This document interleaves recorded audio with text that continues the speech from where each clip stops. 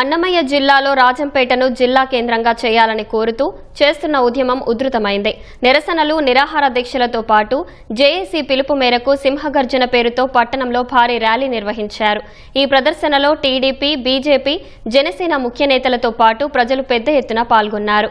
పురవీధుల గుండా sub collectorate వరకు rally సాగింది. రాజంపేటను జిల్లా కేంద్రంగా చేయాలని ప్రజలు పెద్ద ఎత్తున నినాదాలు చేశారు. అనంతరం జేఏసీ నేతలు సబ్ కలెక్టర్కు వినతి పత్రం సమర్పించారు.